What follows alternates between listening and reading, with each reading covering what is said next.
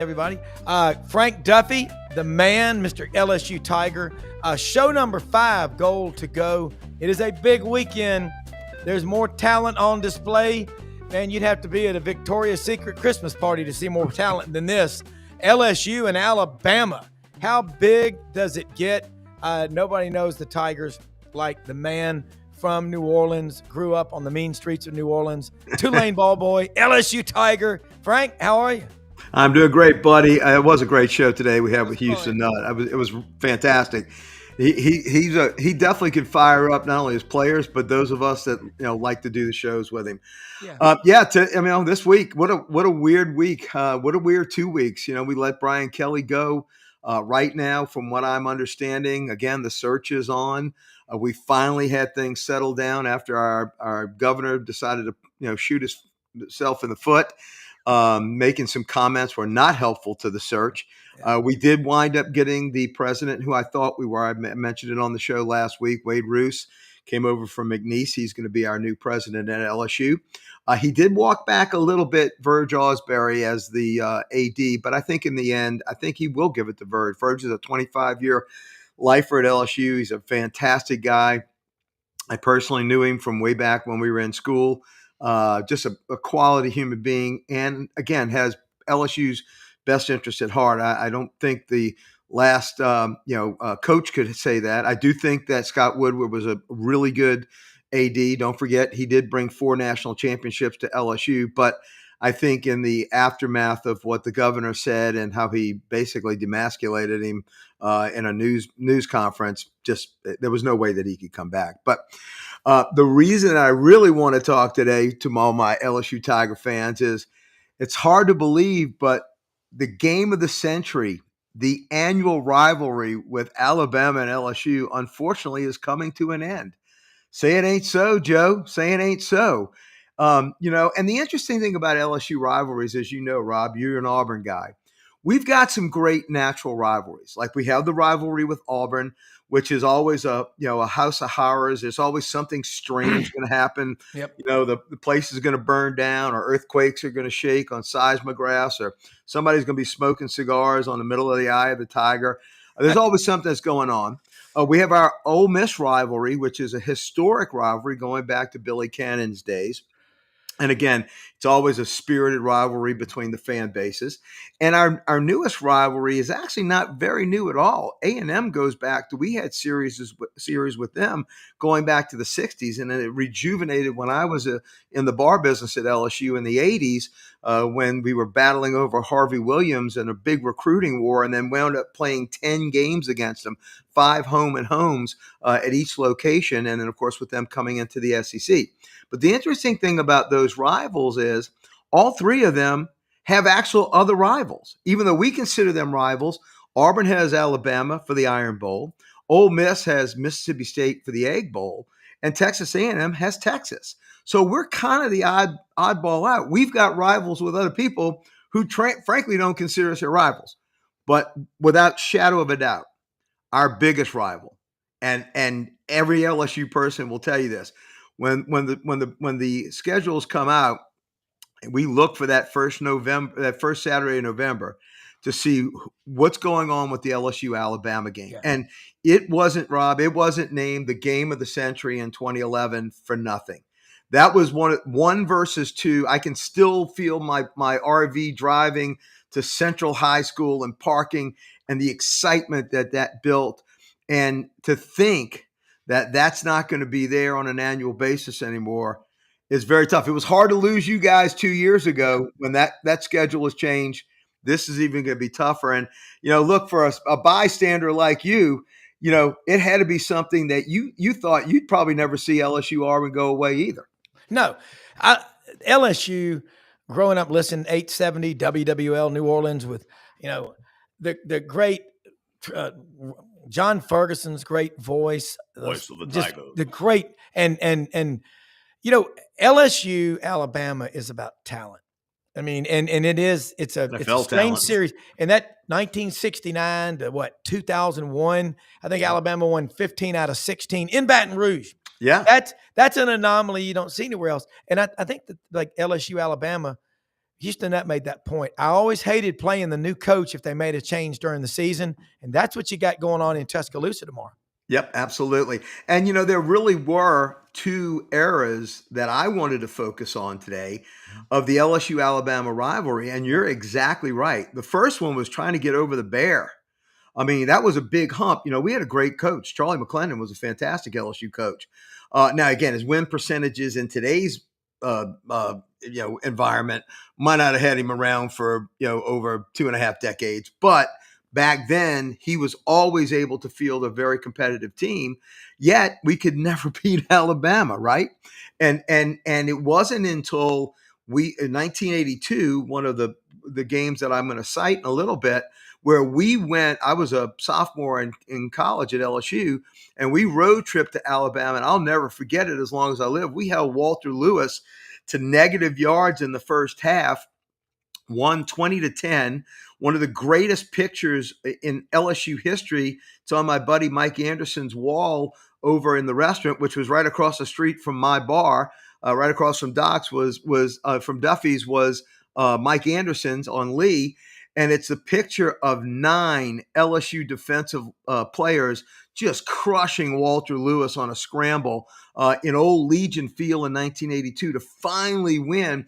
And then that started a procession. That was my first game watching LSU play Alabama. And I had never lost in 10. I never saw LSU lose in 10 games. I went to the 2009 game, but because we couldn't get tickets for the kids, they were still young, we watched it in the Winnebago outside of Bryant Denny and didn't go in. So technically, even until 2013, when I finally went, when Mettenberger lost to Alabama, that was the first time I watched them lose. But it was such a dichotomy to where Alabama would beat the hell out of us in Tiger Stadium, which is amazing. And then we started beating the hell out of them in Bryant Denny and in Legion Field. And that dovetailed into the Nick Saban years, which we beat them in 01, 03, 05, 07, 2011, the game of the century, the field goal game, which, by the way, is the greatest game I've ever seen witnessed in person, where every yard was critical on every punt. I mean, every punt was just like white knuckled. And that was what this rivalry was. It was 1 versus 2, like you say, Rob, with all this incredible NFL talent that went on to be stars on Sunday. That's what this LSU Alabama rivalry was. And sadly, we're not going to have it annually. But make no mistake, Rob, it will never be lost in the lore. And I will go to my deathbed with the last words coming out of my mouth. Alabama should not have been in that national championship game in 2011. That should have been Oklahoma State, and we'd have beat them by 35 points without question. So, yeah. But it's just some great memories, Rob. And you know the old saying, and you being a financial advisor, you know this better than anybody. The bad stock trades you do, the ones that hand you your ass. Yes. You remember them much more and longer than the great trades that you made a lot of money on, right? You can remember those bad ones. Well, I'm gonna tell you, Rob, I've got a pantheon of just tough beats, but the one that probably sticks out the most was the year after we lost to them in the Superdome in 2011. Yeah, Alabama came to Tiger Stadium, and when I'm telling you, I've been in Tiger Stadium for many a game, probably over 200 games I've been in that stadium, growing up as a kid, being a Tulane fan, but then converting to being an LSU fan once I got up there. Yeah. But that 2012 game, the venom that was spewing out, bourbon-scented venom, I might say, that was spewing out of the stands toward Alabama. Look, my at the time 10-year-old daughter, 9-year-old, 10-year-old daughter was sitting next to me. We were on the front row of the end zone, and the $1 Million Band came out to perform at halftime. And there was a woman sitting behind us that was screaming so many obscenities. I couldn't believe that she was doing it with my 10-year-old daughter. Next to me, I said, Ryan, I said, I'm so apologetic to you that this woman is dropping F-bombs at the poor Alabama band. She goes, Daddy, come on.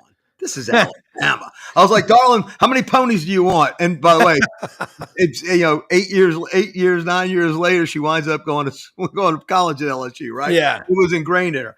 I remember the bad beat. Not only in 2012 when again I just McCarron just tore our heart out with that Yeldon screen pass. I mean, I thought we had the game. It was just bad. And by the way, 2 years later, we screwed up again. My good buddy Dan Bournet said, "Please don't rush the field." At the end, and Bama came back and scored at the last minute. The one that really stuck in my craw was 2002. Sean Alexander, I think, 96. Sean Alexander came in. I think he's still running the ball. I mean, we thought we were going to play well. We thought this was our year to finally break the jinx at home. Sean Alexander just had a monster game. But the one that really surprised me, I got to tell you, was 2018. When Alabama came in, and we thought we had a real good shot at him because, again, Joe Burrow had just become Joe Burrow a couple of weeks before, beating Georgia at home. Mm-hmm. Georgia came in just all full of themselves, and Joe just masterfully just carved them up. And I thought we were going to be Alabama by the time that the game had made it into the late fourth quarter. I think we were down 37-0. It was a beatdown of epic proportion. Yeah. And I wasn't going to give the 3 Alabama fans that were sitting in front of me. I was on the 40-yard line, 30 rows up, great seats, and I wasn't going to give them the pleasure of watching me walk out early. I said, I will sit in this seat till those guys leave. So we have had our house of horrors, but we've also had some great wins. And I'm telling you, that one in 2022, when we went for 2, it is the only high mark of the Kelly era.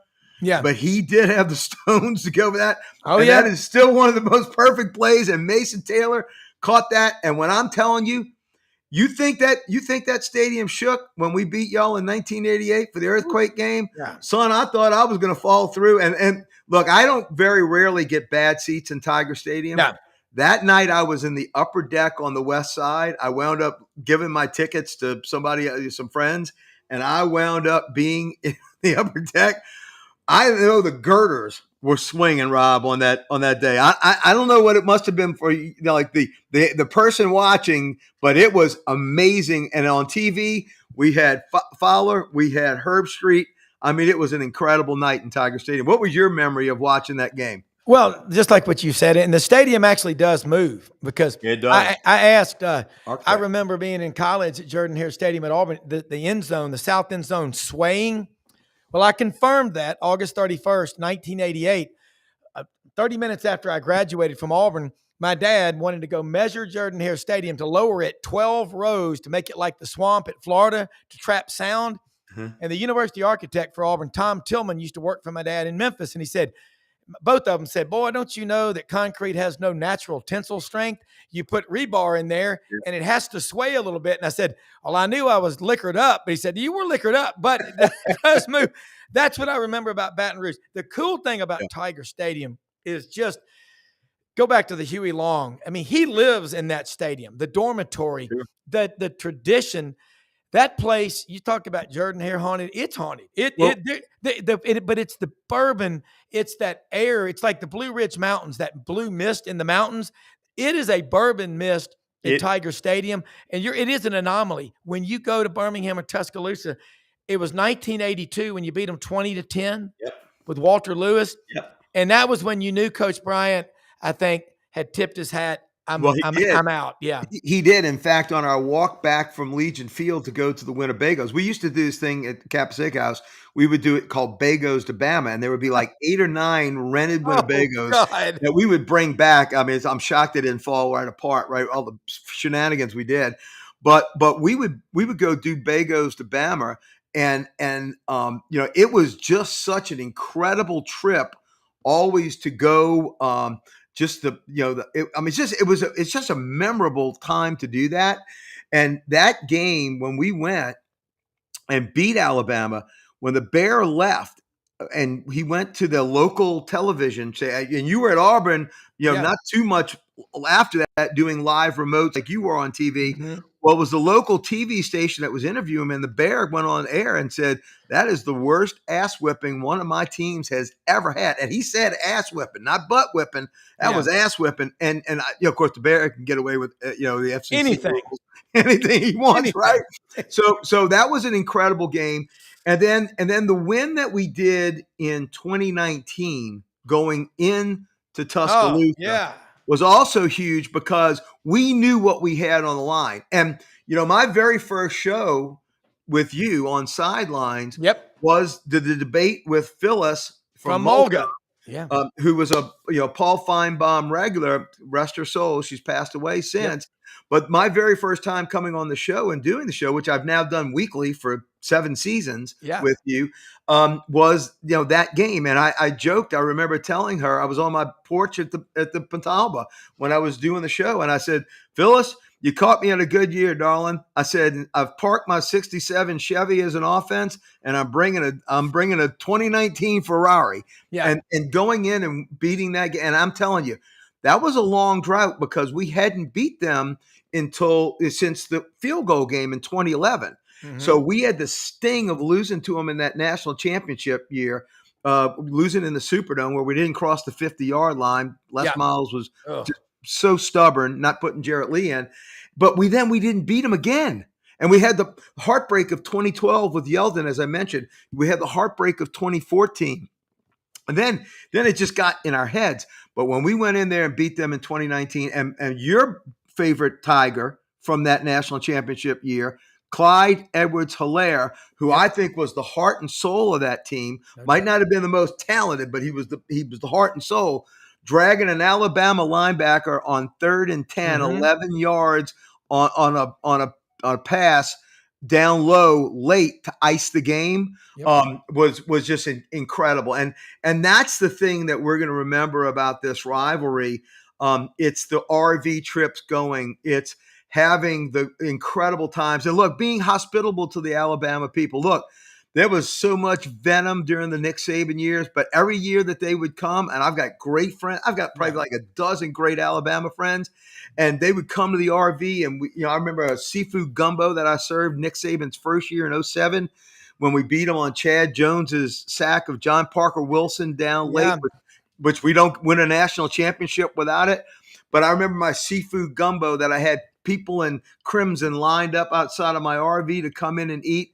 It was a good-spirited, respectful rivalry, but I'm telling you, it was one it was so important when we were playing Alabama, especially with Nick Saban on that sideline, to beat them. And we did a few times. I guess we beat him 4 or 5 times during his time there. But in my opinion, the greatest season of all time in college football history was the 2019 LSU Tigers. To beat them in Tuscaloosa on the way to go there was one of the most memorable things about that season. Well, what was really wild was Tommy Tuberville back then would be on our show every Friday. That's right. And he was running for the Senate.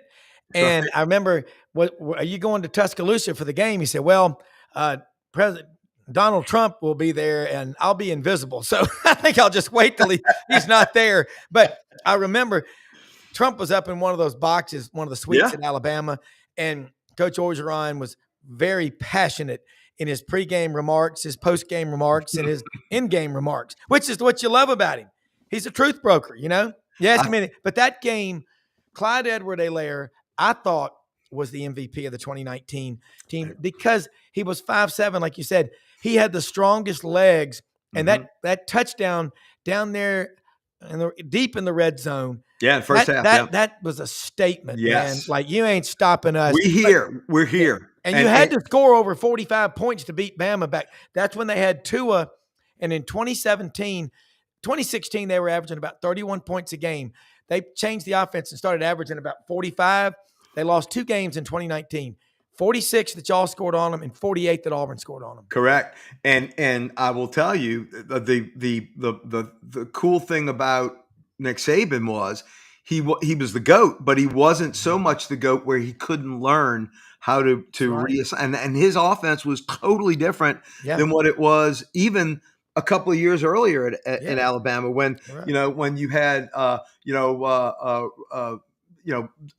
different types of offensive linemen. You had different types of running back. I mean, a Mark Ingram as compared to a Tua. I mean, just totally two different types of offenses. Yeah. But I think this will go down. And I think Alabama fans will say this. Obviously, we will never replace Auburn in their mind as the rivalry. The Iron Bowl, in my opinion, is the greatest rivalry in sports. No, sorry, Michigan, Ohio State, you don't even come close. I'm just letting you know. Yeah. But the special way that Alabama and LSU again kind of turned out over the years, and the Nick Saban nitroglycerin between these two programs, just I don't think you'll ever see something like that again. And though I know he's not coming out of retirement, Rob, I know that. I my head knows that. There's a little piece in my heart to right that wrong. That we offer him $20 million, 3 years. You get to pick your successor. If that hasn't been mentioned to Nick and Jimmy Sexton in the last week and a half, it sure as hell better be. Yeah, well, I mean, why not? But what the rivalries, you talked about this game going the way of the ivory-billed woodpecker and the kiwi and the dodo bird. It's criminal. But the good thing is, what makes the SEC such a special conference, but Georgia still never played in College Station, is the frequency of play. Yeah. Okay. So you're going to have, if you stay at a school for 4 years, you're going to play everybody at least once home and away. You know, you've got I say permanent. That's permanent for 4 years upon further review. I don't see them changing most of those permanents, but they could tweak them here and there. What makes LSU so special is it doesn't matter the record.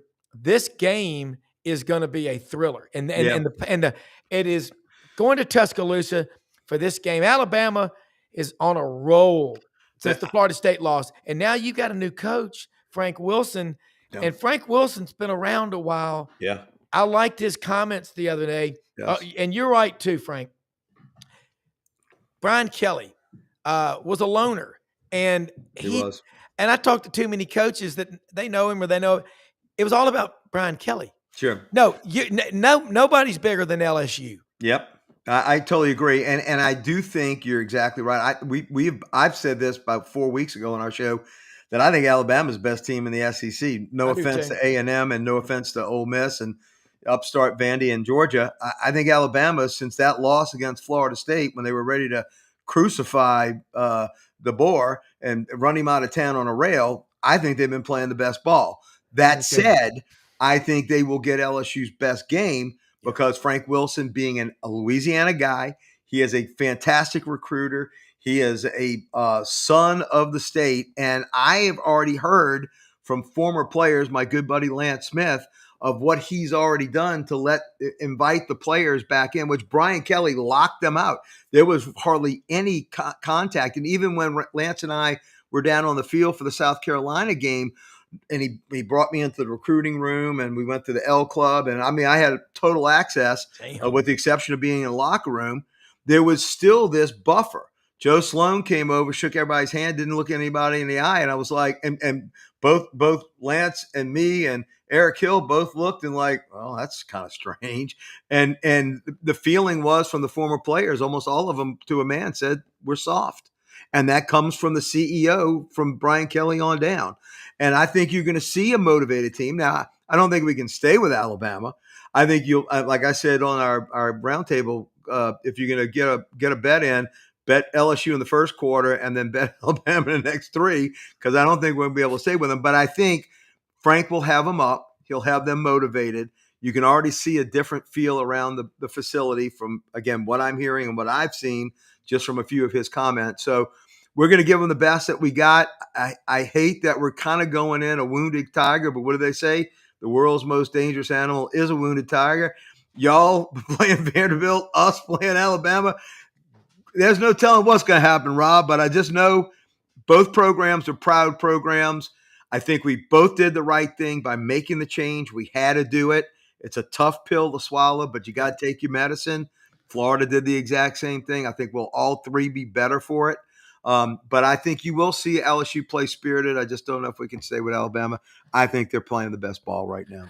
And I'm with you. You know, we like to tell it like it is on this show, truth brokers. I mean, we all have our schools, but I mean, hosting this show and the round table that you and Doug and I do, produced by Brendan, I'm like a father with 16 children, you know? Yeah. I get as fired up about these other schools, I think more so than some of their fans do, because we have the greatest privilege to do this show on this channel. It is so much fun. It's like being 9 years old and your parents go, "Hey, on the way to Disney World, we're going to the Hershey factory and the Baskin Robbins factory." There's just so many great storylines. And then Coach O's out there. John Hartwell said yesterday, or it was one of our guests yesterday, and maybe possibly you could have Coach O make an appearance. Well, could you imagine him being on the sidelines? How crazy would that be? Let's get the bearded lady and Zip the Pinhead out there too, and just let her rip. Well, Coach O's too busy drinking Bloody Marys and margaritas down there on 38, getting his tan on. But wouldn't he come back? He'd walk on his hands. But let me tell you, there's a lot of stories that are coming out about how Kelly was not plugged in and how he was not minding the store. And frankly, that's what did Coach O in 2020 and 2021 was the fact that other important issues had come up and were more important than LSU. Let's face it. You know, he kind of took his eye off the prize as soon as the confetti stopped hitting the Superdome floor in our national championship against Clemson. So, you know, Coach O's out there for one reason, Coach O. Or he still would have been at LSU. So I think we're going to get a good coach. I think the longer this goes, though, the less pedigree that coach might have. And I've kind of said the first words that came out of my mouth was, "Don't be shocked if it's not Clark Lee at some point, coming from Vanderbilt and what he's built there, kind of following in DiNardo's footsteps." You know, we're going after Lane, but how much damage did our governor do, making it look like it's the Banana Republic down here, him running the show? And like you said, he's following, Huey Long's footsteps. Huey was into him and Castro Carrazzo wrote our damn fight song. So you got a lot of politics that are going on at play here. Getting our president in was a big deal. Getting our eight at least interim AD in as well. But I think at least the setting is there. It's a great job if somebody comes in and wants it, and I think we'll get a good coach, just like I think y'all will, and Brendan from Florida as well. So, babe, I know we got to wrap this up, buddy, and it's been a blast talking LSU, Alabama. Yeah. I just love this rivalry, and I'm happy that we put our 5th show in the can, Rob. Thank you on your network, and I think it's only bigger and better things going from here. It's our team, and I tell you, I think would be a wonderful fit because he's crazy enough to do it. Is Eli Drinkwitz? How fun would he be? How fun would he be in Baton Rouge? Hey, what an honor, man! For executive producer Brendan Martin, this is our network. This is our team. We are the People's Channel for the SEC, the Truth Brokers. Man, everybody have a great weekend. Stay tuned to this channel. There's more Power Hours on the way. Have a great weekend, everybody. And Color TVs, watch it on YouTube if you can. Maybe they'll get that worked out, Frank. So we'll see. Roll Tide what? F you, Bama. Go Tigers. Go Tigers. Thank you.